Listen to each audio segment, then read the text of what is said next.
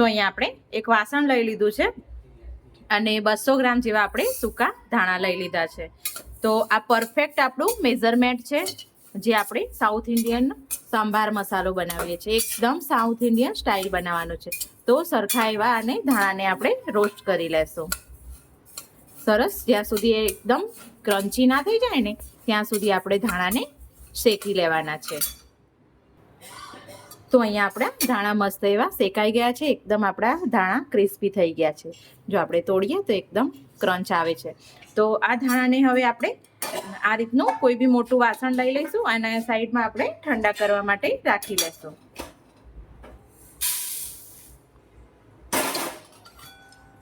તો હવે આપણા ધાણા થઈ ગયા પછી આપણે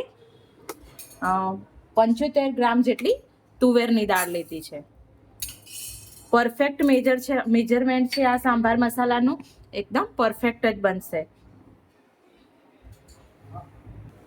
તો અહીંયા આપણે ચણાની દાળ લીધી છે જે એ પણ 75 ગ્રામ છે.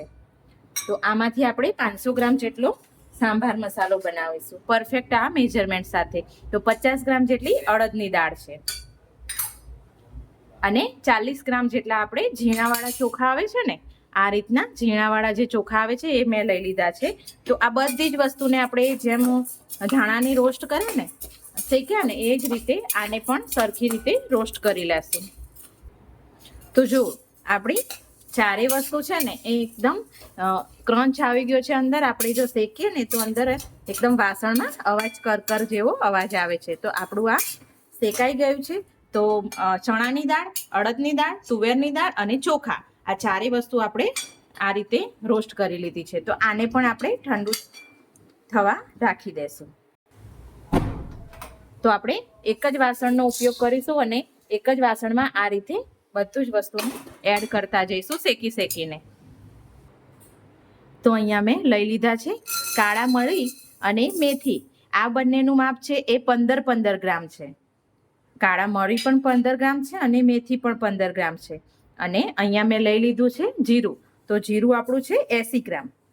પરફેક્ટ મેં મેઝરમેન્ટ કરીને જ આ માપ લીધું છે અને પરફેક્ટ તમારે પણ આ જ રીતે માપ લેવાનું રહેશે સાંભાર મસાલો બનાવવા માટે.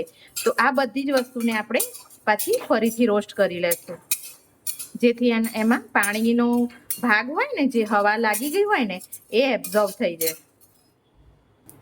તો જો આપણા કાળા મરી અને જીરું અને મેથી ત્રણે આપણું શેકાઈ ગયું છે. તો આને પણ આપણે જે વાસણમાં ઠંડુ કરવા બધી વસ્તુ એડ કરી છે એમાં જ રાખી લઈશું.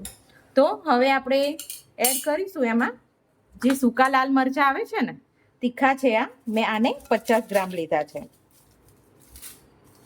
આ 50 ગ્રામ જેટલા આપણા સૂકા લાલ મરચાં અને તીખા મરચાં છે. તો અહીંયા મને કાશ્મીરી મરચું અવેલેબલ નથી અત્યારે મારી પાસે એટલે જે મેં દળેલું મરચું છે ને એ લઈ લીધું છે 100 ગ્રામ. હવે આ મરચાં અને આ મરચાં બંને મિક્સ કરવાના હોય છે પણ આપણી પાસે આ દળેલું છે તો આપણે આને અંદર એડ નહીં કરીએ અને એકલા જ આ મરચાંને રોસ્ટ કરી લઈશું. તો આ મરચાંને રોસ્ટ કરીશું ને તો આપણે 1 ચમચી જેટલું અંદર તેલ એડ કરીશું જેથી કરીને આપણા મરચાં છે ને એકદમ સરસ રીતે શેકાઈ જાય. તો 1 ચમચી જેટલું જ મેં તેલ એડ કર્યું છે અને એમાં મુઠ્ઠી ભરીને મેં મીઠો લીમડો લઈ લીધો છે. હવે બધી જ વસ્તુને સરસ રીતે એકદમ શેકી લેવાની છે જ્યાં સુધી મીઠો લીમડો એકદમ કડક ના થઈ જાય અંદર ત્યાં સુધી. તો આપણા મરચાં અને મીઠો લીમડો બંને આપણે સાતળી લીધું છે. તો હવે આપણે ગેસ બંધ કરી લેશું અને હવે જે આપણે બધું જ ઠંડુ કરવા મૂક્યું હતું એમાં જ આ બધાને એડ કરી લઈશું. તો જો આ બધી જ વસ્તુ ઠંડી થવા દેવાની છે. આપણે મિક્સ કરી લેવાની છે અને બધી જ વસ્તુને એકદમ ઠંડી થવા દેવાની છે. પછી જ આપણે મિક્સર જારમાં બધું જ આપણે જોડે ક્રશ કરી લઈશું. હું ક્રશ કરું એટલે તમને બધું જ બતાવું છું. અહીંયા આપણે 35 ગ્રામ જેટલી હિંગ લીધેલી છે.